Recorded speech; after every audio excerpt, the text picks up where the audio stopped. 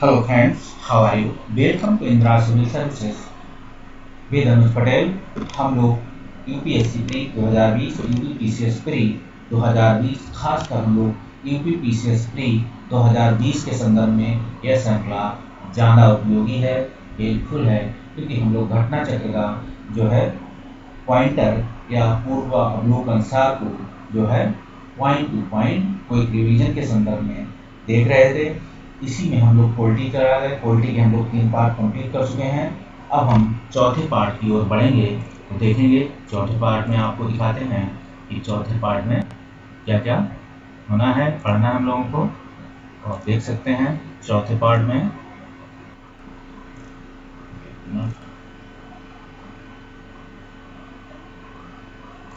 इसमें हम current affairs का श्रृंखला देते हैं और ये चौथा पार्ट है आप लोगों के सामने, ठीक है। जैसे हम लोग स्लिप करते हैं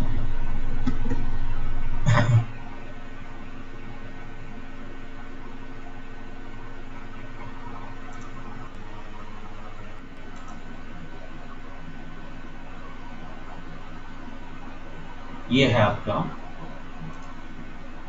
पॉइंटर, घटना चक्र का है, पॉइंटर है, पूर्वावलोकन सार है, भारतीय राज व्यवस्था एवं शासन। तो देखते हैं जीएस पॉइंटर के रूप में भारतीय शासन व्यवस्था, राज व्यवस्था एवं शासन के संदर्भ में एक पार्ट 4 है यूपीएससी और यूपीपीसीएस के संदर्भ में हेल्पफुल रहेगी, खासकर यूपीपीसीएस के संदर्भ में आप देख सकते हैं। तो महान्यायवादी और सीएजी चर्चा करेंगे।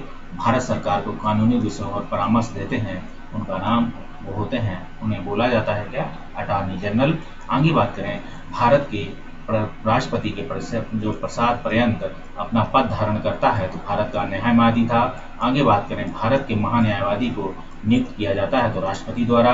भारत सरकार के प्रथम विधि अधिकारी को समझा जाता है तो महान्यायवादी, और अपने कर्तव्यों के पालन में भारत के राज्य क्षेत्र के सभी न्यायालयों में सुनवाई का अधिकार होगा तो महान्यायवादी को देखेंगे। भारत के महान्यायवादी अटॉर्नी जनरल के विषय में सही है तो पहला कथन है वह भारत के राष्ट्रपति द्वारा नियुक्त किया जाता है, उसे वही योग्यताएं होनी चाहिए जो सर्वोच्च न्यायालय के न्यायाधीश की होती हैं। आप देखेंगे और भारत के राष्ट्रपति द्वारा नियुक्त किया जाता है। दूसरी बात करेंगे उसमें वही योग्यताएं होनी चाहिए जो सर्वोच्च न्यायालय के न्यायाधीश में होती हैं। तो अटॉर्नी जनरल में ऐसी बात होती है, आप ध्यान रखिएगा इसे। और उसी रीत से हटाया जाएगा जिस रीत से उसे सर्वोच्च न्यायालय के न्यायाधीश को हटाया जाएगा, उस हिसाब से इनकी बात है, ठीक है। नहीं, महान्यायाधीश, सॉरी गलत बोल गया मैं।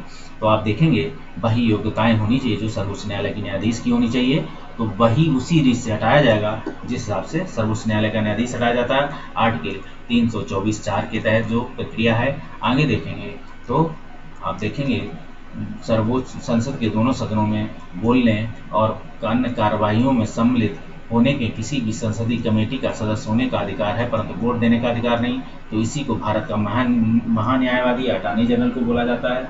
ये जो मैंने यहाँ पे आपको 304 बताया, 324(4) बताया है, एक निर्वाचन आयोग की योग्यता के संदर्भ में शपथ और वो है, और उसमें भी जो सर्वोच्च न्यायालय की योग्यता निर्धारित और जो उसको उस रीत से हटाया जाएगा जैसे सर्वोच्च न्यायालय को है, इसलिए मैंने बोल दिया ऐसा, ठीक है। इस चीज़ को ध्यान रखिएगा। आगे बात करें भारत का महान्यायवादी है तो लोकसभा की कार्यवाही में भाग ले सकता है। दूसरी बात करें लोकसभा में किसी समिति का सदस्य हो सकता है, लोकसभा में बोल सकता है, ये महान्यायवादी है। लोकसभा की कार्यवाही में भाग ले सकता है, लोकसभा की किसी समिति में सदस्य हो सकता है, लोकसभा में बोल सकता है, ठीक है। दोनों सदनों में बोलने, आप लोकसभा, राज्यसभा या संसद के किसी सदन में बोल सकता है, समिति का सदस्य हो सकता है और भाग ले सकता है। सॉलिसिटर जनरल होते हैं तो कानूनी न्याय सलाहकार होते हैं ये। आगे बात करें कानूनी विषयों पर राज्य सरकार को परामर्श देता है तो एडवोकेट जनरल या महाधिवक्ता। आगे बात करें भारत के नियंत्रक या महालेखा परीक्षक की नियुक्ति राष्ट्रपति द्वारा होती है। भारत के नियंत्रक महालेखा परीक्षक की नियुक्ति देखेंगे आर्टिकल 148 के तहत होती है। आगे देखेंगे तो भारत में नियंत्रक महालेखा परीक्षक के संघ के लेखा संबंधी प्रतिवेदनों को सर्वप्रथम प्रस्तुत किया था तो भारत के राष्ट्रपति को किया था। आगे बात करें, भारत के नियंत्रक महालेखा परीक्षक पद का सृजन किया था संविधान द्वारा किया गया था। भारत के नियंत्रक महालेखा परीक्षक के पद नियुक्त का कार्यकाल देखेंगे तो 6 वर्ष है। भारत के नियंत्रक महालेखा परीक्षक के बारे में सही है, आप देखेंगे उनकी नियुक्ति राष्ट्रपति द्वारा की जाती है। उनके वेतन सर्वोच्च न्यायालय द्वारा के न्यायमूर्ति के समान होते हैं। सेवानिवृत्ति के पश्चात वह अन्य सरकारी सेवा के अयोग्य हो जाते हैं। आप देखेंगे भारत के नियंत्रक एवं महालेखा परीक्षक के संबंध में सही कथन है, उनकी नियुक्ति राष्ट्रपति द्वारा की जाती है। उनके वेतन सर्वोच्च न्यायालय के न्यायमूर्ति के समान होते हैं। तो आप देखेंगे कि राष्ट्रपति द्वारा नियुक्त होती है और आप देखेंगे कि सर्वोच्च न्यायालय का जो न्यायमूर्ति होता है उसकी नियुक्ति राष्ट्रपति द्वारा की जाती है।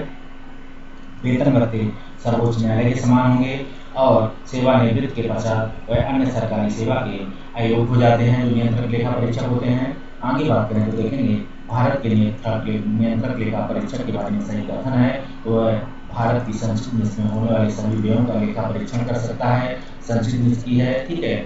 और बात करें आकस्मिकता निधि और लोक लेखाओं में होने वाले सभी व्ययों की लेखा परीक्षण करना, संसद और उनके संबंध में प्रतिवेदन प्रस्तुत करना, सभी व्यापार, निर्माण, लाभ, हानि लेखाओं के लेखा परीक्षण उनके संबंध में क्या होगा, प्रतिवेदन प्रस्तुत करना, ये सभी कार्य लोक महालेखा नियंत्रक एवं महालेखा परीक्षक के होते हैं। याद रखना इस चीज को, ठीक है।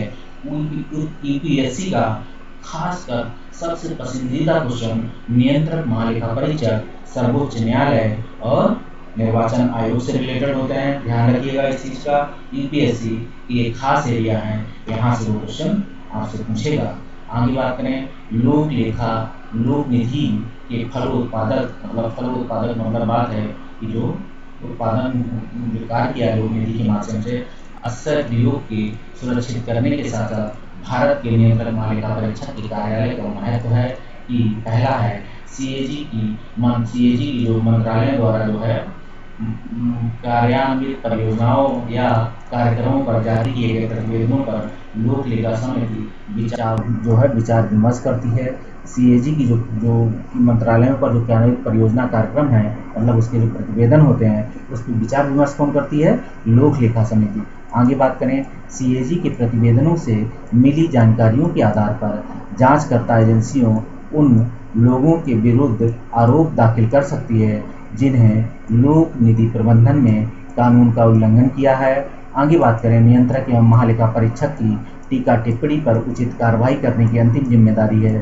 तो नियंत्रक महालेखा परीक्षक की टीका टिप्पणी पर उचित कार्रवाई की अंतिम जिम्मेदारी संसद की है। याद रखिएगा इसे। आगे ये स्टेटमेंट भी याद रखिएगा, कैग के प्रतिवेदनों से मिली जानकारियों के आधार पर जांचकर्ता एजेंसियां उन लोगों के विरुद्ध आरोप दाखिल कर सकती हैं जिन्होंने लोक नीति प्रबंधन में उस कानून का उल्लंघन किया है। आपने देखा होगा कैग की बहुत सारी रिपोर्टें के बाद बहुत सारे भ्रष्टाचारों का रोजगार होता है। आगे बात करें संसद की लोक लेखा समिति की बैठकों में उपस्थित रहता है तो भारत के नियंत्रक महालेखा परीक्षक भारत की लोक सेवा समिति की बैठकों में बैठता है। कैग क्योंकि कैग महत्वपूर्ण दोनों भाईचारे का संबंध कह सकते हैं दोनों के बीच में। नियंत्रक एवं लेखा परीक्षक की नियुक्ति राष्ट्रपति द्वारा होती है। अपने पद से हटाया जा सकता है तो संसद के दोनों सदनों के संबोधन पर। आप देखेंगे संसद के दोनों सदनों के संबोधन पर नियंत्रक एवं महालेखा परीक्षक की नियुक्ति राष्ट्रपति द्वारा होती है और अपने पद से हटाया जाता है। इसे संसद के दोनों सदनों के संबोधन के संदर्भ में देख सकते हैं। आगे हम बात करें तो देखेंगे भारत के नियंत्रक महालेखा परीक्षक एक मित्र एवं मार्गदर्शक होता है तो लोक लेखा समिति का होता है। भारत का नियंत्रक एवं महालेखाकार एक मित्र एवं मार्गदर्शक होता है तो लोक लेखा समिति होता है। हम आगे चर्चा करें देखेंगे 71 की संशोधन महालेखा नियंत्रक का कर्तव्यों और शक्तियों एवं सेवाओं की स्थिति अधिनियम लेखांकन लेखा परीक्षण को पृथक करता है और सीएजी के लोक लेखा की तैयारी के उत्तरदायित्व से मुक्ति मिलती है। तो 1976 के संदर्भ में आप देख लेंगे 1978 का जो संशोधन है महालेखा परीक्षक महालेखा नियंत्रक के कर्तव्य शक्तियों और सेवाओं स्थिति के अधिकांश की बात होगी अधिनियमों लेखांकनों लेखा परीक्षण को पृथक करता है और सीएजी के लेखों की तैयारी के उत्तरदायित्व से मुक्ति मिलती है। तो 1976 के संदर्भ में आगे हम चर्चा करें तो देखेंगे तो देख सकते हैं इस संदर्भ में लोक लेखा निधि का स्वाभाविक भाव होता है नियंत्रक एवं महालेखा परीक्षक को।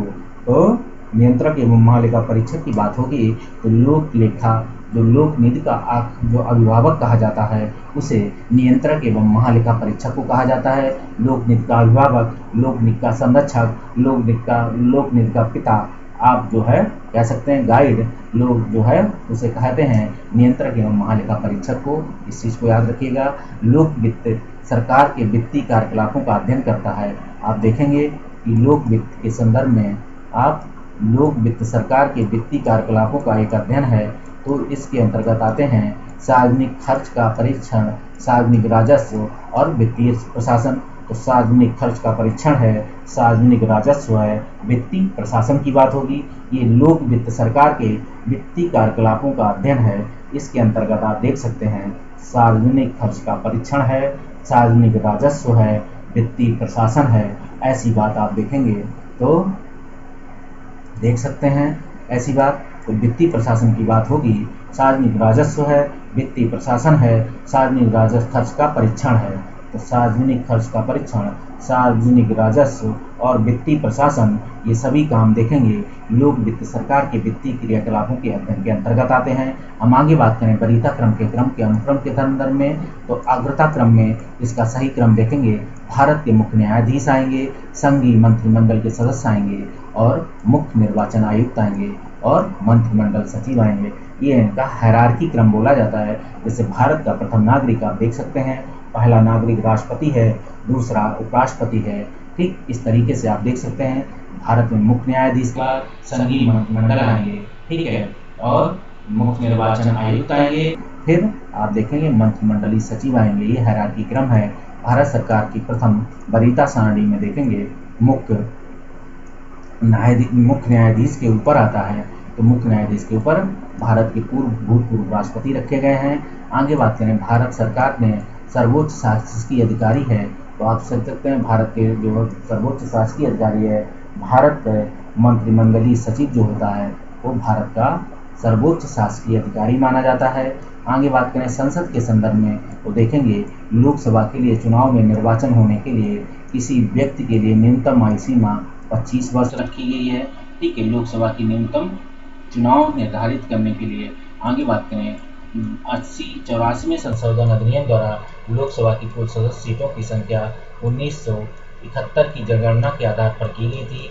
तब से यह बदली नहीं गई जब तक एक वर्ष विशेष के बाद पहली जनगणना नहीं होगी। तो यह वर्ष विशेष है 2026। अब इसको भी बढ़ाने की बात हो रही है, याद रखिएगा। अभी 2026 ही चल रही है, 71 को 26 मान के चला जा रहा है। आगे बात करें तो देखेंगे भारत के संविधान में निर्धारित किए गए लोकसभा में सदस्यों की संख्या अधिकतम हो सकती है 552 है।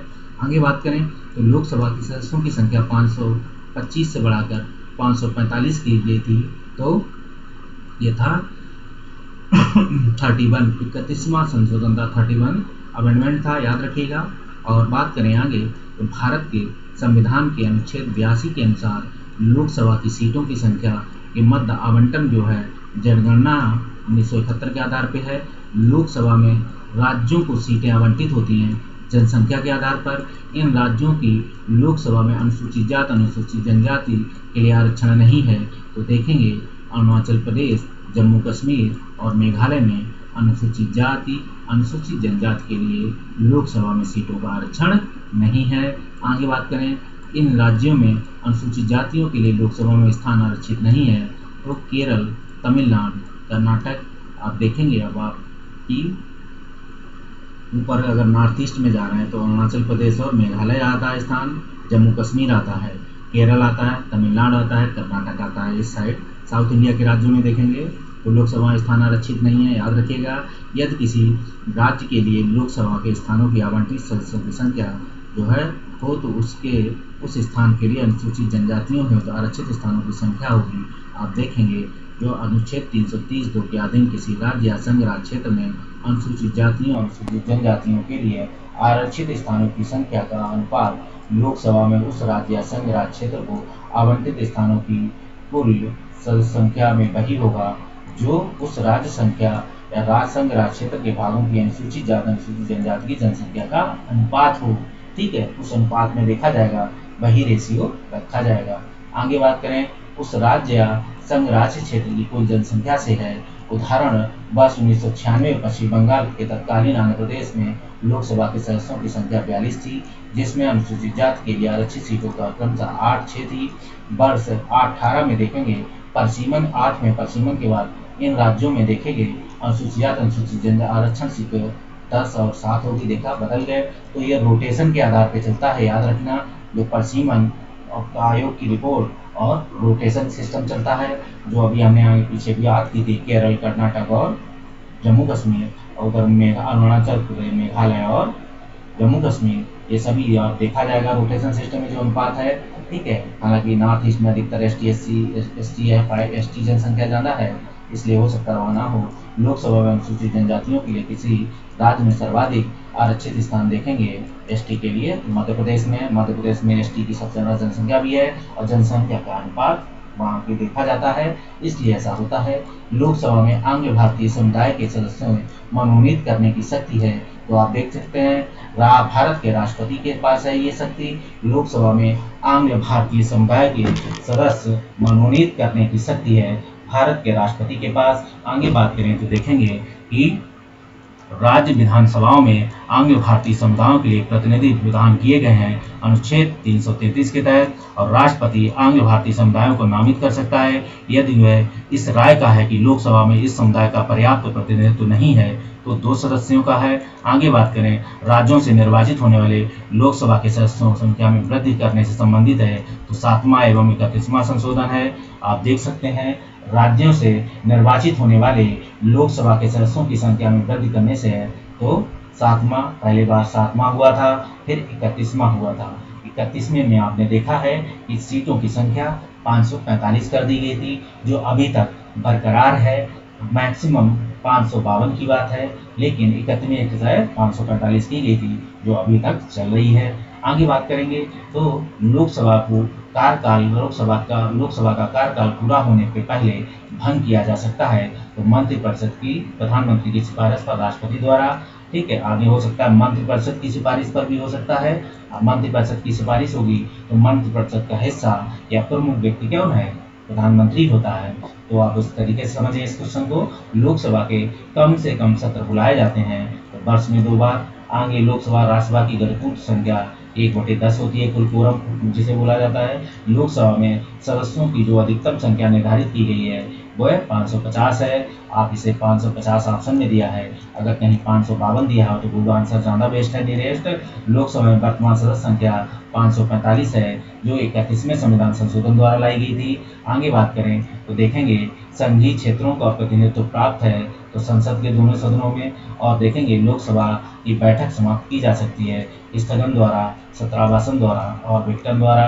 ठीक है, लोकसभा के सत्र का अवसान करने के लिए प्राधिकृत है, तो ये अवसान का मतलब है साइमन कहेंगे इसे, ध्यान रखना इंग्लिश में। ठीक है, तो लोकसभा का कार्यकाल आपातकाल की घोषणा के दौरान एक बार में 1 वर्ष तक के लिए बढ़ाया जा सकता है, ध्यान रखिएगा इसे। ठीक है, आपातकाल में लोकसभा का कार्यकाल एक बार में 1 वर्ष के लिए।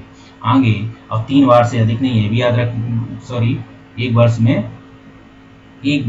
बार में 1 वर्ष तक की बढ़ाया जा सकता है। आगे बात करें, लोकसभा एवं राज्यसभा में सर्वाधिक प्रतिनिधित्व उत्तर प्रदेश का है, जहां लोकसभा में प्रतिनिधित्व सीटों देखेंगे, लोकसभा में उत्तर प्रदेश के जो हैं 80 सीटें हैं। द्वितीय स्थान पे आप देखेंगे 48 सीटें महाराष्ट्र में हैं। तृतीय स्थान पे आप देखेंगे 42 सीटें जो है पश्चिम बंगाल थी।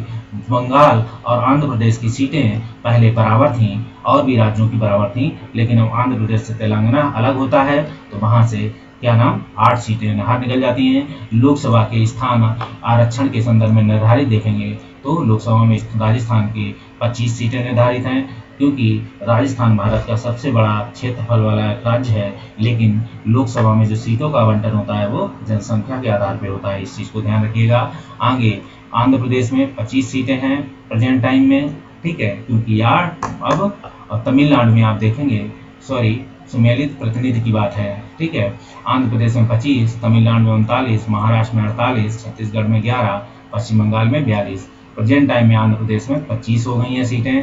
बाकी सीटों की संख्या 42 में से घटा दीजिए। ज्ञातव्य हो कि तेलंगाना आंध्र प्रदेश का भाग था, वहाँ कुल सीटों की संख्या पहले 42 थी, कि तेलंगाना के पृथक होने के बाद मध्य सीटों का विभाजन हुआ है। वर्तमान में आंध्र प्रदेश में 25 और तेलंगाना में 17 सीटें हो गई हैं, ध्यान रखिएगा इसे।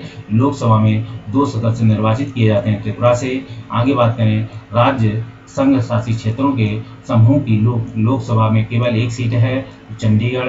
ठीक है, राज्य संघ शासित क्षेत्रों में आप देखें चंडीगढ़, सिक्किम और मिजोरम इसकी बात। और डिलिमिटेशन के बाद यूपी में निर्वाचकों की संख्या के आधार पर आप देखेंगे सबसे बड़ा लोकसभा संसदीय क्षेत्र है तो उन्नाव है। वर्तमान में लोकसभा में निर्वाचित क्षेत्र के लिए चुनाव व्यय सीमा अधिकतम 70 लाख रखी गई है, याद रखिएगा। और डिलिमिटेशन के बाद आप देखें यूपी के निर्वाचकों में जो है निर्वाचकों की संख्या के आधार पर सबसे बड़ा लोकसभा संसदीय क्षेत्र उन्नाव है, याद रखिएगा इसे। अब बात करें इसे, लोकसभा का पहला आम चुनाव हुआ था 1952 में और नवी लोकसभा भंग की 23 मार्च 1991 को। जो 9th जो लोकसभा थी वो 13 मार्च 1991 को भंग की गई थी। और लोकसभा का पहला आम चुनाव देखेंगे 1952 में था। भारत में 12वीं लोकसभा के लिए निर्वाचन हुए थे फरवरी 1998 में। आगे बात करें कथन ऐसे जो राजग सरकार थी, राजग सरकार लोकसभा के नियम 184 के अंतर्गत विवाद पसंद नहीं करती थी। ठीक है, इस नियम में वाद विवाद के साथ साथ मतदान की भी प्रावधान था। ऐसा राजग सरकार ने लोकसभा नियम 184 को क्या है, वाद विवाद डिस्कशन पसंद नहीं करती थी। ये क्वेश्चन उस समय का रहा होगा, लेकिन दोनों कथन सही हैं। व्याख्या भी कर रहे हैं, लोकसभा का नेता जो होता है वो प्रधानमंत्री होता है। लोकसभा का सर्वाधिक बड़ा जो क्षेत्रफल के अनुसार देखेंगे क्षेत्र है लद्दाख है। और भारत में लोकसभा का स्पीकर अध्यक्ष आप देखेंगे चयनित किया जाता है, याद रखिएगा, अपॉइंटमेंटेड है। आगे लोकसभा में स्पीकर का निर्वाचन लोकसभा के सदस्यों द्वारा होता है। लोकसभा के अध्यक्ष अपना त्याग पत्र उपाध्यक्ष को देता है और लोकसभा के अध्यक्ष को हटाया जाता है। तो लोकसभा के सभी सदस्यों को बहुमत से पारित, ठीक है, लोकसभा के सभी सदस्यों के बहुमत से पारित संकल्प के द्वारा होगा। आगे बढ़ें, प्रोटम स्पीकर 95 आर्टिकल सदस्यों को शपथ दिलाना। और लोकसभा अध्यक्ष अपने कास्टिंग वोट का केवल प्रयोग करता है, जो कास्टिंग वोट होता है इसके बाद जो बराबर की स्थिति में हो, नाते जब टाई की भूमिका में हो तो कास्टिंग वोट अपना लोकसभा अध्यक्ष यूज कर सकता है। आगे हम बात करें संविधान के एक अनुच्छेद वर्णित करता है कि मत बराबर की होने की दशा में जो है लोकसभा का अध्यक्ष मत निर्णायक होता है। अनुच्छेद है आर्टिकल 100 की बात है। आगे लोकसभा का प्रथम अध्यक्ष जीवी मालवंकर हैं और प्रथम स्पीकर जिनके विरुद्ध लोकसभा में विश्वास प्रस्ताव लाया गया था वही मालवंकर साहब हैं। आगे कहेंगे लोकसभा की प्रथम महिला अध्यक्ष मीरा कुमार हैं। लोकसभा की वर्तमान उपाध्यक्ष वर्तमान है, क्वेश्चन छोड़ दीजिए इसे। आगे बात करें, यदि उपाध्यक्ष लोकसभा का अध्यक्ष कर रहे हों तो उन्हें एक अधिकार प्राप्त होगा। तो जब उपाध्यक्ष लोकसभा की अध्यक्षता कर रहे होंगे वही बात होगा कि बराबर जब उनको बहुत शक्तियां मिली हैं तो पावर मिलेंगे, अधिकार भी मिलेंगे, तो मत बराबरी की अवस्था में मतदान कर सकते हैं। आगे हम बात करें, प्रथम जनजाति लोकसभा अध्यक्ष थे पीए संगमा। आगे बात करेंगे, लोकसभा सचिवालय प्रत्यक्ष रूप से इसकी देखरेख में कार्य करता है। लोकसभा सचिवालय लोकसभा के अध्यक्ष के उसमें करेगा और राज्यसभा सचिवालय जो राज्यसभा का वो सभापति होगा उसके निर्देशन में काम करेगा। सभापति मतलब उपराष्ट्रपति के निर्देशन में। आगे बात करें, लोकसभा चुनाव के मामले में सामान्य वर्ग के उम्मीदवारों तथा अनुसूचित जाति अनुसूचित जनजाति के उम्मीदवारों द्वारा जमा की जाने वाली जमानत राशि क्रमशः वर्ष 2011 में निर्वाचन आयोग द्वारा अगंभीर प्रत्याशियों की संख्या कम करने हेतु जमानत राशियां बढ़ाई गई। और आप देखेंगे जो इस प्रकार हैं, लोकसभा चुनाव सामान्य वर्ग, ठीक है, जो है 25,000 रुपये, अनुसूचित जो लोकसभा चुनाव के संदर्भ में सामान्य वर्ग 25,000, अनुसूचित जनजाति 12,500, राज्य विधानसभा सामान्य वर्ग में देखेंगे 10,000 है और आप देखेंगे अनुसूचित जनजाति 5,000, ये सभी बढ़ा गई हैं। और लोकसभा में किसी विधेयक पर आम बहस की बात होगी तो आप समझिए ये द्वितीय वाचन में होता है। ये क्वेश्चन बहुत अच्छा क्वेश्चन है, पूछा गया कई बार। आगे देखेंगे हम, निम्न शक्तियां लोकसभा को राज्यसभा की तुलना में अनन्य रूप से प्राप्त हैं। तो लोकसभा को राज्यसभा की तुलना में देखेंगे, धन एवं वित्त विधेयक, धन और स्लैश वित्त, ठीक, और विधेयक केवल लोकसभा में प्रस्तुत किया जा सकता है।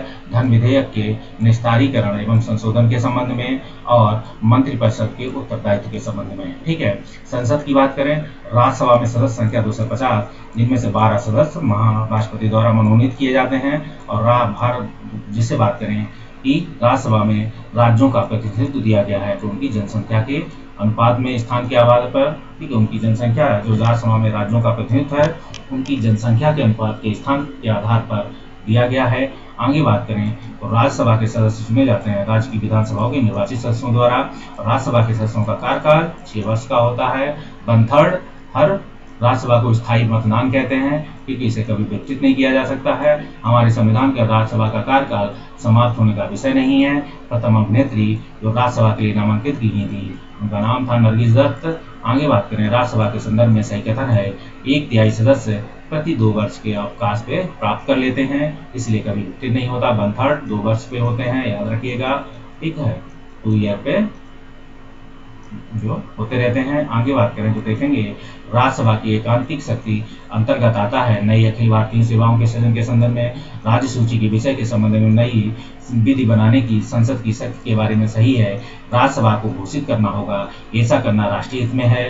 राज्यसभा की बात करेंगे अगर तो राज्यसभा को उपस्थित एवं मत देने वाले सदस्यों में से कम 2/3 सदस्यों द्वारा समर्थित संकल्प द्वारा करना होगा। ऐसे ही विधि महत्वपूर्ण जो है भारत या उसके किसी भाग में बनाई जा सकती है। आगे बात करें, राष्ट्र हित में भारत की संसद राज्य सूची के किसी विषय पर विधिक शक्ति प्राप्त कर सकती है। इसके संकल्प की बात करेंगे तो राज्यसभा द्वारा उपस्थित एवं मत देने वाले सदस्यों को कम से कम 2/3 बहुमत पारित करना चाहिए। अगर राष्ट्रीय हित में भारत की संसद राज्य सूची के किसी विषय पर विधिक शक्ति प्राप्त करती है, ठीक है, राज्य सूची पे ऐसा राज्य कहें तो एक या एक से अधिक राज्य ऐसा कहती है तो ऐसा वो करेगी। इसके लिए संकल्प लाना होगा, कहा राज्यसभा द्वारा अपने उपस्थित एवं मतदान करने वाले सदस्यों को कम से कम 2/3 2/3 बहुमत से उसे पारित किया जाए। ऐसा तभी संभव है, याद रखिएगा, क्योंकि राज्यसभा राज्यों का सदन है। इसलिए अब आगे बात करें, राज्यसभा में धन विधेयक को या तो अस्वीकार करने या संशोधन करने की कोई शक्ति, राज्यसभा को धन विधेयक को या तो अस्वीकार करने या संशोधित करने की कोई शक्ति नहीं है। सही बात है, राज्यसभा अनुदानों की मांगों पर मतदान नहीं कर सकती है। दोनों कथन सही हैं। राज्यसभा कभी भी आपने देखा होगा कि अनुदान की मांगों पर मतदान नहीं करती है, तो याद रखिएगा इस क्वेश्चन को। आगे विशेषाधिकार, तो भारत की संसद निधि पर राज्यसभा को प्रदत्त किए जाते हैं, ठीक है।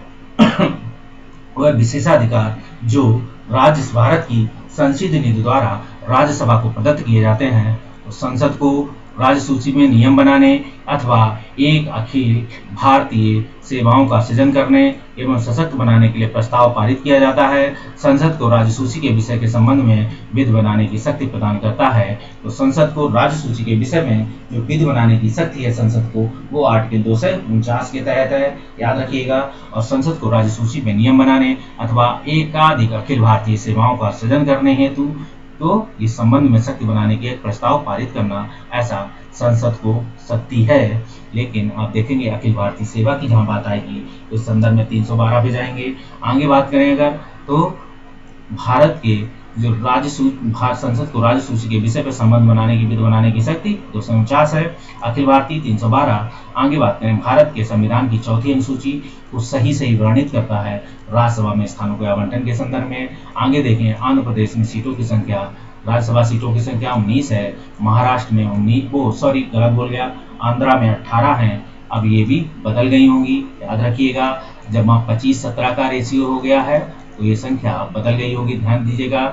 महाराष्ट्र में 19 हैं और कर्नाटक में 12 हैं, बंगाल में 16 हैं, ठीक, याद रखिएगा। 3 याद रखिएगा, कर्नाटक। तेलंगाना के गठन के बाद आंध्र प्रदेश में सीटों की संख्या जो 18 थी अब वो 11 हो गई हैं और तेलंगाना में 7 हैं।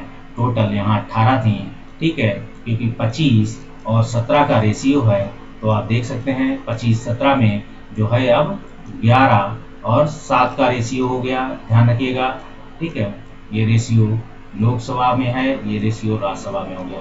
11-7 का तेलंगाना और आंध्र प्रदेश में, तो आंध्र प्रदेश में 11, महाराष्ट्र में 19, कर्नाटक में 12, बंगाल में 16, तेलंगाना में 7 आंध्र प्रदेश में 11, याद रखिएगा। आगे बात करें, राज्यसभा के अध्यक्ष उपराष्ट्रपति पदेन अध्यक्ष होता है। राज्यसभा का वर्तमान सभापति वेंकैया नायडू है। राज्यसभा के सदस्य बनने हेतु सदस्य संख्या देखेंगे, कम से कम उम्र 30 वर्ष होनी चाहिए और राज्य के अंतर्गत लाभ का पद निर्धारित नहीं होना चाहिए, ऐसी बात दी हुई है। राज्यसभा की निश्चित सदस्य संख्या देखेंगे 250 है। राज्यसभा किसी धन विधेयक में सार्वभौमिक संशोधन कर सकती है, तो तत्पश्चात क्या होगा, तो लोकसभा राज्यसभा की अनुशंसाओं को स्वीकार करे, अस्वीकार करे, इस विधेयक पर आगे कार्रवाई कर सकती है। तो राज्यसभा को सिर्फ लोग जो है इतना ही अधिकार होता है कि वो 14 दिन तक अपने पास धन विधेयक को रख सकती है, बस इतना ही लेट कर सकती है, उसके बाद और कोई राइट नहीं है। तो राज्यसभा को जो है राज्यसभा का सदस्य होते हुए भी लोकसभा की कार्रवाई में भाग ले सकता है। आप देखेंगे मंत्री जो राज्यसभा का सदस्य हो, राज्यसभा के विषय में सही बात होगी वह भंग नहीं की जा सकती है। प्रत्येक 2 वर्ष के बाद 1/3 सदस्यों का कार्यकाल समाप्त हो जाता है, ये भंग नहीं की जाती है। राज्यसभा के बारे में बात है, प्रत्येक 2 वर्ष बाद 1/3 सदस्यों का कार्यकाल समाप्त हो जाएगा। आगे देखेंगे संसद के संदर्भ में चर्चा।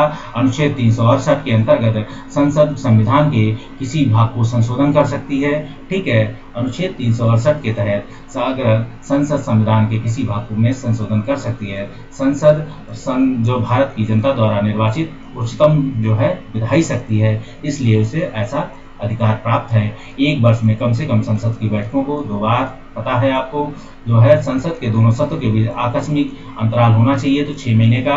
और बात करें अधिकाधिक अंतराल, आकस्मिक अंतराल सॉरी गलत बोल गए, अधिकार मतलब अधिक से अधिक 6 महीने का होना चाहिए। आगे बात करें संविधान की कथित कथन, राष्ट्रपति संसद के किसी भी सदन का सदस्य नहीं होगा। आगे चर्चा करें संसद राष्ट्रपति और दोनों सदनों को मिलकर बनता है संसद। आगे संसद बनाई जाती है लोकसभा, राज्यसभा और राष्ट्रपति से मिलकर। संसद के अन्य भाग नहीं है तो उपराष्ट्रपति, और संसद के अधिकारियों में सम्मिलित है अध्यक्ष लोकसभा, उपाध्यक्ष लोकसभा और महासचिव लोकसभा। ये सभी संसद के अधिकारियों की सम्मिलित सूची है। अध्यक्ष राज्यसभा, ये सभी संसद के अधिकारी बोले जाते हैं। जो आपके लोकसभा अध्यक्ष होते हैं वो संसद का अधिकारी होता है। उपाध्यक्ष जो होता है वो लोकसभा का अधिकारी होता है।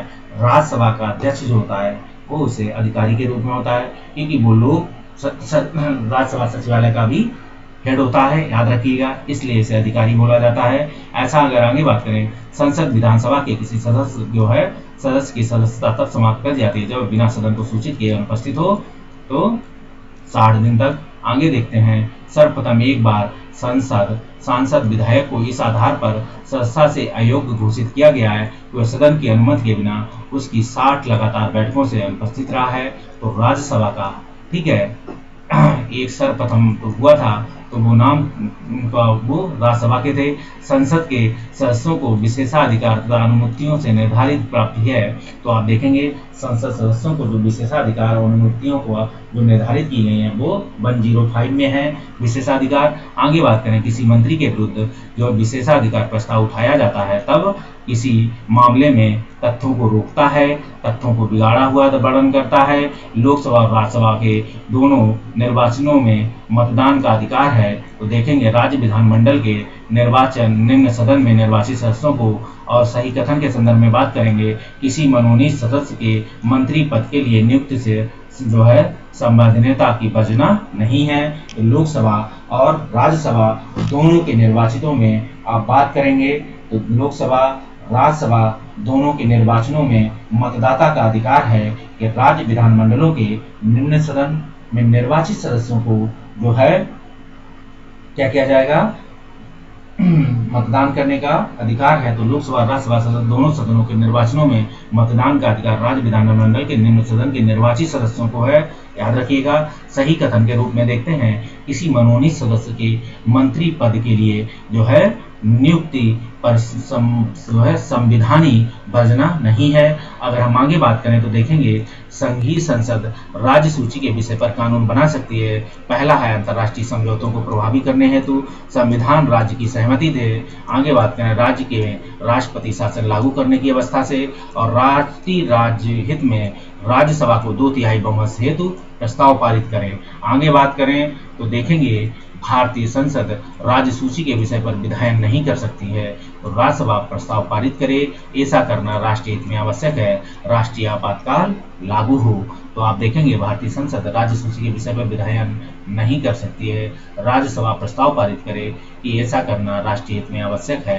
तो जब तक राष्ट्रीय आपातकाल लागू हो, आगे बात करें अगर देखें तो ये दोनों स्टेटमेंट अलग अलग बात कर रहे हैं, ध्यान रखिएगा।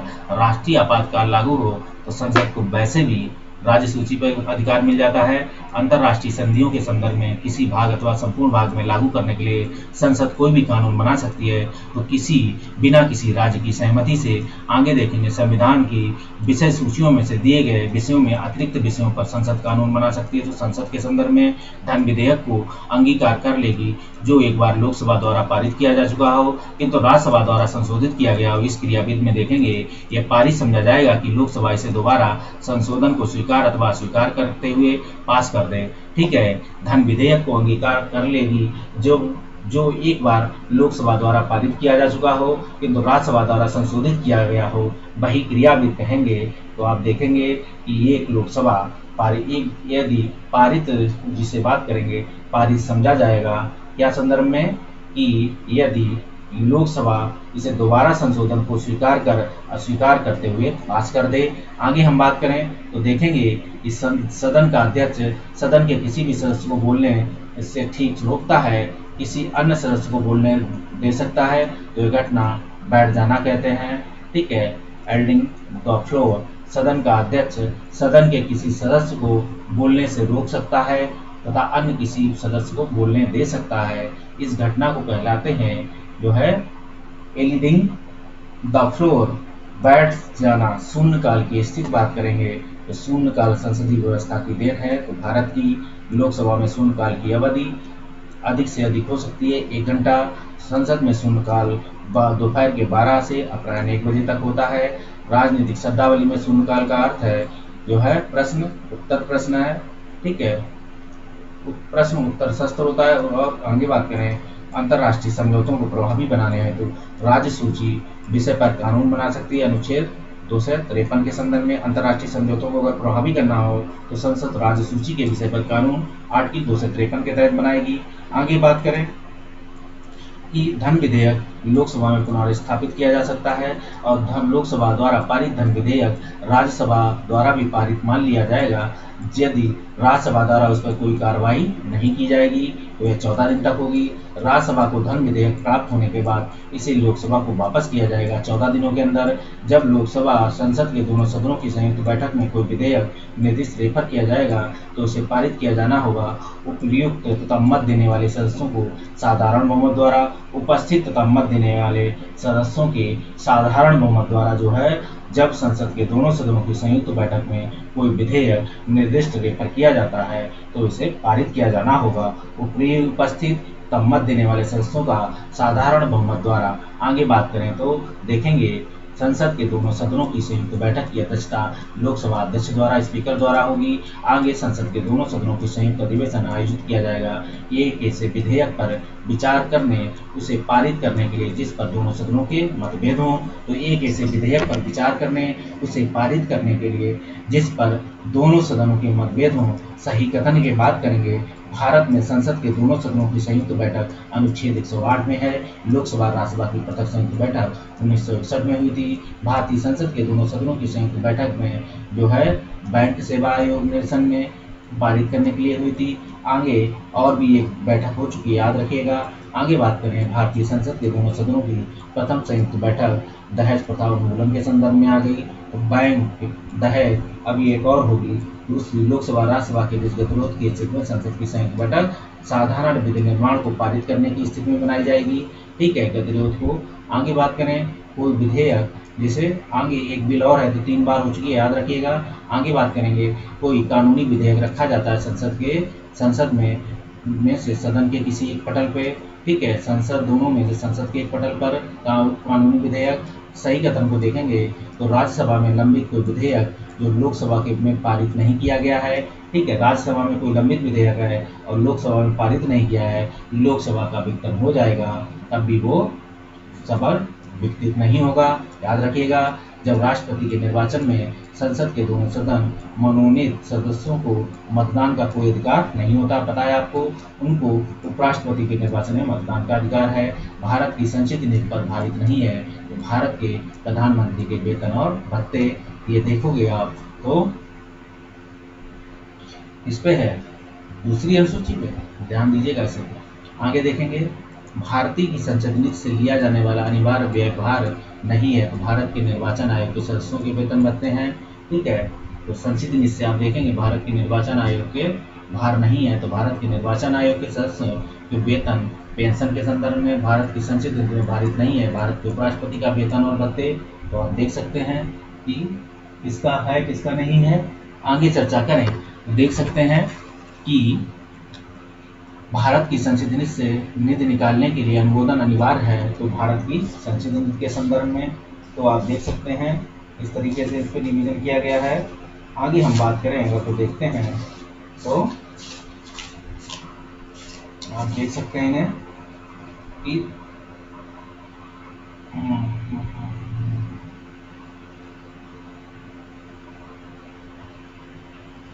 सारे काम आप देखेंगे संसदीय नीति में नहीं है। भारत की दूसरी अनुसूची से, इसलिए बार बार आपसे क्वेश्चन पूछा गया, इसे आप पढ़ जाइए। भारत की संसदीय नीति पर भारित नहीं है। तो भारत के उपराष्ट्रपति के वेतन भत्ते। आगे बात करें, भारत की संसदीय नीति से निधि निकालने के लिए अनुमोदन अनिवार्य है। भारत की संसद का आकस्मिकता निधि को राष्ट्रपति व्यय कर सकते हैं संसदीय स्वीकृति से, ठीक है। जो आकस्मिकता निधि है उसमें से राष्ट्रपति अगर कुछ खर्च करेगा तो संसदीय स्वीकृति इसकी लेनी पड़ेगी। करों तथा सरकारी कामकाज में निर्वाह में हुई अन्य प्राप्तियों से जो है संघीय सरकारों को प्राप्त हुआ समूचा राजस्व जमा होता है भारत की संसदीय नीति से, ठीक है, याद रखिएगा। तो करों, सरकारी कामकाज में निर्वाह हुई अन्य प्राप्तियों से संघीय सरकार को जो प्राप्त हुआ समूचा राजस्व जो जमा होता है वो संसदीय नीति में जमा होगा। भारत में धन विधेयक को परिभाषित किया अनुच्छेद 110 में। कोई विधेयक धन विधेयक है, इसका निर्णय लोकसभा करता है।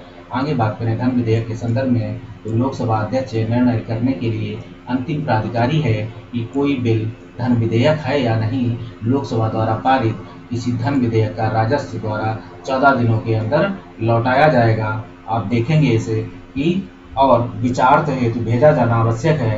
राष्ट्रपति किसी धन विधेयक को लोकसभा में पुनर्वसात लौटा नहीं सकता, ऐसा आप देख सकते हैं। आगे बात करें धन विधेयक के संदर्भ में तो संपत्ति के मामले में राज्यसभा शक्तिहीन है। लोकसभा द्वारा पारित किए जाने के बाद राज्यसभा को 14 दिन के भीतर विधेयक को पारित करना होता है। राज्यसभा किसी धन विधेयक को पारित कर सकती है अथवा कतिपय सिफारिश के साथ लोकसभा को लौटा सकती है।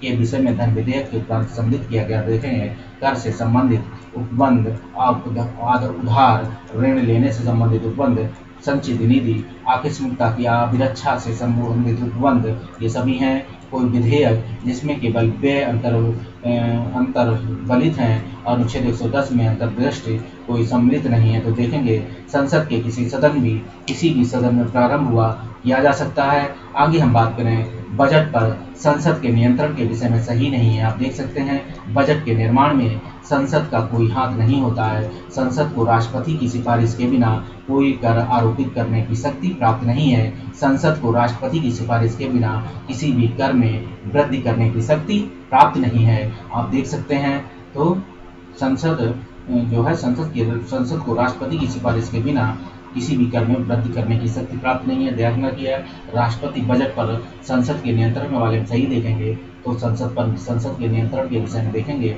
बजट के निर्माण में संसद का कोई हाथ नहीं होता है।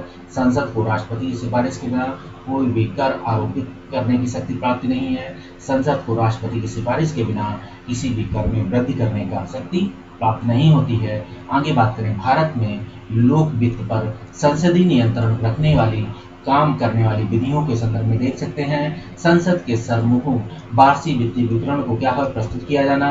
वार्षिक वितरण की बात होगी तो वार्षिक जिसे बात करेंगे तो विनियोजन विधेयक के पारित होने के संदर्भ में आप देखेंगे भारत की संचित नीति से मुद्रा निकाल पाना होगा। विनियोग संसद की सम्मुख वार्षिक वित्तीय विवरण प्रस्तुत किया जाना, मतलब वार्षिक वित्तीय विवरण को हम कहेंगे क्या, बजट कहेंगे। आगे बात करें, विनियोजन विधेयक के पारित होने के बाद ही भारत की संचित निधि से मुद्रा को निकाला जाएगा। विनियोजन या विनियोजक विधेयक या विनियोजन विधेयक पहले पारित किया जाएगा, फिर आप संचित निधि से धन निकालेंगे। आगे बात करें, अनुपूरक अनुदानों पर लेखा का प्रावधान करेंगे। तो अनुपूरक अनुदान है और लेखा अनुदान है, ठीक है। तो अनुपूरक अनुदान, लेखा अनुदान की बात है, संसद में वित्त विधेयक का प्रस्तुत किया जाना। आगे बात करें, संघीय बजट की तैयारी और उसे संसद में पेश करने के लिए उत्तरदायी है। तो आर्थिक कार्य विभाग है ये काम। बजट की तैयारी कौन करेगा और संसद में पेश करने के लिए उत्तरदायी है, ये काम आर्थिक कार्य विभाग करेगा। वार्षिक संघीय बजट लोकसभा द्वारा पारित नहीं होता है। तो आप देखेंगे वार्षिक संघीय बजट है जो प्रधानमंत्री अपनी मंत्रिपरिषद को त्यागपत्र पेश करता है। यदि वार्षिक संघीय बजट लोकसभा द्वारा पारित नहीं किया जाएगा तो प्रधानमंत्री और मंत्रिपरिषद को त्यागपत्र देना ही पड़ता है, या ऐसा होता है त्यागपत्र पेश कर सकता है। व्यक्ति द्वारा देय पूर्ण धनराशि संविधान द्वारा सीमित कर दी गई है। तो व्यक्ति द्वारा देय पूर्ण धनराशि संविधान द्वारा सीमित करी है व्यापार, व्यवसाय एवं व्यक्ति कर के साथ। आगे बात करें तो देखेंगे, आगे हम देख रहे हैं आर्थिक सर्वेक्षण प्रतिवर्ष संसद के में प्रस्तुत किया जाता है। तो आगामी वर्ष के बजट के प्रस्तुतिकरण के पूर्व जो आर्थिक सर्वेक्षण किया जाता है, आर्थिक सर्वेक्षण जो होता है संसद में आगामी वर्ष के बजट के प्रस्तुतिकरण के पूर्व, जैसे इस बार जो बजट पेश किया है वो बजट जो होगा वो जैसे 20 में जो आगे कार्य करेंगे उसके लिए बजट पेश किया जाता है। और जो आर्थिक सर्वेक्षण होता है, सर्वे होता है, इकोनॉमिक सर्वे, जो आप 19 में जो कार्य किए हैं, जो यहाँ तक आप पहुँचे हैं, तो आर्थिक सर्वे एक वर्ष पीछे चलता है और बजट एक वर्ष आगे चलता है। इस चीज़ को याद रखिएगा। आप जहाँ खड़े हैं उससे एक कदम पीछे आप जो है इकोनॉमिक सर्वे बोलेंगे और बजट की आप एक कदम आगे बढ़ जाएंगे, तो उसे हम बजट कहते हैं। याद रखिएगा इस संदर्भ में। आगे बात करें तो देखेंगे, लेखानुदान संघ सरकार को अनुमोदित प्रदान करता है। तो निश्चित अवधि के लिए भारतीय संचित निधि से धन निकालने के लिए करते हैं। जो निश्चित अवधि के लिए भारतीय संचित निधि से धन निकालने के लिए करते हैं। संसद में लेखा रिपोर्ट व लेखा के लिए वोट आवश्यक होता है जब सामान्य बजट की समय सीमा के अंदर पारित होने की आशा नहीं होती है। आगे बात करें, संसद में लेखा के लिए वोट आवश्यक है। लेखा के लिए वोट जो सामान्य बजट के समय सीमा के अंदर पारित होने की आशा नहीं होगी, तो लेखा के लिए वोट आवश्यक होता है। आगे बात करें, लेखानुमोदन अंतरिम बजट के बीच अंतर देखेंगे। तो लेखानुमोदन सरकार के बजट के व्यय पक्ष पर मात्र से संबंध होता है, मात्रा से संबंधित होता है, जबकि अंतरिम बजट में व्यय आपूर्ति दोनों सम्मिलित होते हैं। तो लेखानुदान सरकार के बजट के व्यय पक्ष मात्र से संबंध होता है, जबकि अंतरिम बजट में व्यय तथा आपूर्ति दोनों सम्मिलित होते हैं। आगे देखेंगे, व्यय का अनुमान भारतीय संसद के समक्ष रखा जाता है अनुदान के अनुरोध के संदर्भ में। आगे बात करें, भारतीय सरकार द्वारा वित्त विधेयक सदन में पेश किया जाता है। तो लोकसभा के समक्ष भारत सरकार द्वारा वित्त विधेयक सदन में पेश किया जाता है। तो लोकसभा द्वारा। आगे चर्चा करें, बजट का प्रस्तुतिकरण, बजट पर चर्चा, विनियोग विधेयक को पारित करना, वित्त विधेयक को पारित करना, ये सभी आपके विधायन के चरण हैं। पहले बजट पर प्रस्तुतिकरण होगी, फिर चर्चा होती है। तो आपने देखा होगा सदन पर बजट पर या विधेयक पर चर्चा दूसरे चरण पे ही होती है, चाहे बजट हो चाहे कोई विधेयक हो। तो वही है बजट का प्रस्तुतिकरण, बजट पर चर्चा, विनियोग विधेयक को पारित करना, धन विधेयक, वित्त विधेयक को पारित करना। सदन में विधायन प्रस्ताव की पहल करने के पहले भारत के राष्ट्रपति की पूर्व स्वीकृति आवश्यक है। एक नवीन राज्य के गठन से संबंधित विधेयक पर है। तो ऐसे कराधान विधेयक जिनमें राज्यों के हित निहित हों, राज्यों की सीमाओं के फेरबदल करने से संबंधित विधेयक हैं। आगे धन विधेयक पर देखेंगे। आगे संदर्भित संबंध संघीय बजट है, कटौती प्रस्ताव पर। आगे पार्लियामेंट द्वारा 1989 में निर्मित कानून के एक नागरिक वयस्क होने की आयु देखेंगे। तो 18 वर्ष है। पार्लियामेंट द्वारा 1989 में निर्मित कानून के अनुसार एक नागरिक के वयस्क होने की कानूनी आयु 18 वर्ष है। ठीक है, इस वर्ष वो बजट जो है पार्लियामेंट जो है आप वोट दे सकते हैं। आगे बात करें, ये 89 के संदर्भ में धन विधेयक। तो आप देखेंगे विनियोग विधेयक का पारित होना, वित्त विधेयक को पारित करना, संसद के विधायन प्रस्ताव की पहल करने से पहले भारत के राष्ट्रपति की पूर्व स्वीकृति लेना आवश्यक है। एक नवीन राज्य के गठन से संबंधित विधेयक पर ऐसे कराधान विधेयक जिसमें राज्यों के हित निहित हों, राज्यों की सीमाओं में फेरबदल करने से संबंधित विधेयक और धन विधेयक के संदर्भ में। ठीक, आप देखेंगे पहले उसकी राष्ट्रपति की स्वीकृति लेना आवश्यक है, लेकिन जब एक बार लोकसभा इसमें अध्यक्ष जो है, पहले जब धन विधेयक पेश करने से पहले आप राष्ट्रपति की स्वीकृति जरूर लेंगे, लेकिन जब एक समय पेश हो जाता है उसके बाद जब वो उस पर लोकसभा अध्यक्ष अपना सिग्नेचर करके दोबारा भेजता है तो राष्ट्रपति उस विधेयक को रोकने का भी अधिकार नहीं बचता है। ठीक है, आप देखेंगे आगे देखेंगे रेलवे अंचलों के लिए संसद सदस्यों की परामर्शदात्री समिति का गठन किया गया है। तो संसदीय कार्य मंत्रालय द्वारा भारतीय राजनीति के संदर्भ में कथन सही है। राष्ट्रीय विकास परिषद में केंद्रीय मंत्री और सभी राज्यों के मुख्यमंत्री होते हैं। संसद की सबसे बड़ी संघीय समिति होती है प्राक्कलन समिति। प्राक्कलन समिति के सदस्यों का कार्यकाल 1 वर्ष होता है। सार्वजनिक व्यय पर संसदीय नियंत्रण का अंग है। भारत के नियंत्रक एवं महालेखा परीक्षक संसद की स्थायी समिति के सदस्यों को लोकसभा एवं राज्यसभा द्वारा लिया जाता है। क्रमशः 2:1 के अनुपात में ध्यान आकर्षण सूचना के प्रावधान सीमित हैं। स्थगन प्रस्ताव के संदर्भ में तारांकित प्रश्नों के संदर्भ में सही दिए जाते हैं, उत्तर मौखिक दिए जाते हैं। तारांकित प्रश्नों के और पूरक प्रश्नों पूछे जा सकते हैं। तो तारांकित प्रश्नों में देखें उत्तर मौखिक और प्रश्न पूछे जाते हैं। ध्यान आकर्षण प्रस्ताव या ध्यान आकर्षण सूचना का प्रावधान सीमित किया है। स्थगन प्रस्ताव को जो ध्यान आकर्षण सूचना है उसने प्रावधान सीमित कर दिया है। स्थगन प्रस्ताव को संसद की एक स्थायी समिति के 2 सदस्य लोकसभा राज्यसभा लिया जाता है। तो क्रमशः 2:1 के अनुपात में लिया जाता है। ध्यान रखिएगा इसे। आगे देखें तो आप देखेंगे इसे, ठीक है। आगे इस वीडियो को 2 पेज के बाद इसे रोकना होगा, लंबा हो रहा है।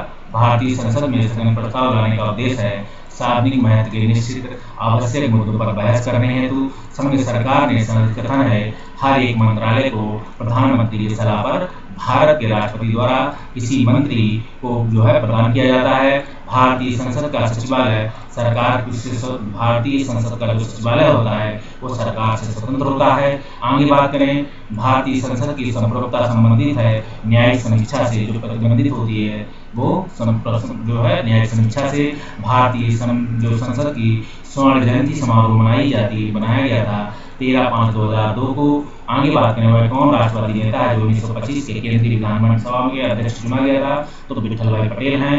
सही कथन के रूप में देखेंगे लोक लेखा समिति का अध्यक्ष लोकसभा अध्यक्ष द्वारा नियुक्त किया जाता है। ध्यान रखिएगा इसे, जो लोक लेखा समिति का अध्यक्ष है लोकसभा अध्यक्ष द्वारा नियुक्त किया जाता है। सही कथन के बारे में देखेंगे लोक लेखा सार्वजनिक उपक्रमों की 2 समितियों से राज्यसभा के सदस्यों को भी संबंधित होते हैं, जबकि प्राक्कलन समिति के लिए सदस्य केवल लोकसभा से उत्तरदायी माने जाते हैं। दूसरी बात करें संसदीय कार्य मंत्रालय कुल मिलाकर संसदीय कार्यों की मंत्रिमंडलीय समिति के निर्देशन में कार्य करता है। संसदीय कार्य मंत्रालय कुल मिलाकर जो है बात करेंगे संसदीय कार्य मंत्रालय के संदर्भ में। अगर विभिन्न मंत्रालयों में भारत सरकार द्वारा गठित समितियों और परिषदीय मंडलों के एवं आयोगों के सदस्यों को जो है संसदीय कार्य मंत्री नामित करता है। हम आगे बात करें राज्यसभा का प्रतिनिधित्व नहीं होता है आकलन समिति में। सार्वजनिक लोक लेखा समिति अपनी आख्या प्रस्तुत करती है तो संसद को लोक लेखा समिति अपनी रिपोर्ट प्रस्तुत करती है लोकसभा के स्पीकर को। संसद के लोक लेखा समिति का कार्य करती है शासन के वित्तीय लेखा एवं विनियमन और कंट्रोलर ऑडिटर को जनरल को रिपोर्ट प्रेषण करता है। लोक सेवा समिति के सदस्य होते हैं 22। 15/7 के संदर्भ में लोक लेखा समिति के सदस्य देखेंगे सरकार के विनियोग एवं वित्त लेखाओं की जांच करती है। आगे बात करें तो भारत के नियंत्रक महालेखा परीक्षक की रिपोर्ट की जांच करती है लोक लेखा समिति। आगे देखेंगे लोक लेखा समिति वित्तीय समिति है, याचिका समिति, कार्यकारी समिति है, स्टॉक बाजार स्कैम संयुक्त समिति, तदर्थ समिति है, विभागीय समितियां, स्टैंडिंग समितियां हैं। राज्यसभा के सदस्यों के संदर्भ में हम बात करेंगे तो जो संबद्ध नहीं किया गया है मेट्स कमेटी के संदर्भ में प्राक्कलन समिति गठित की जाती है। तो लोकसभा के सदस्यों के संदर्भ में राज्यसभा की वित्तीय समितियां हैं सार्वजनिक लेखा समिति, प्राक्कलन समिति और सार्वजनिक उपक्रम समिति। तो सार्वजनिक लेखा समिति और कहते हैं प्राक्कलन समिति और सार्वजनिक उपक्रम समिति और संसदीय समिति गठित की गई है। तो सार्वजनिक जो उद्यमों के बारे में, सरकारी आश्वासनों के बारे में, आकलनों के बारे में 2G इस प्रकरण मुद्दे की जांच करने के लिए बनाई गई संयुक्त संसदीय समिति देखेंगे। 20 सदस्य लोकसभा से, 10 सदस्य राज्यसभा से हैं। आगे हम बात करें 2G इस प्रकरण की जांच करने तो बनी संसद की संयुक्त समिति के अध्यक्ष थे PC चाको और भारतीय संसद सदन प्रशासन एडमिनिस्ट्रेशन नियंत्रण पर नियंत्रण रखती है संसदीय समितियों के माध्यम से। जो भारतीय संसद है वो प्रशासन पर जो नियंत्रण कैसे रखती है, तो संसदीय समितियों के माध्यम से। इस वीडियो को हम लोग यहीं रोकते हैं।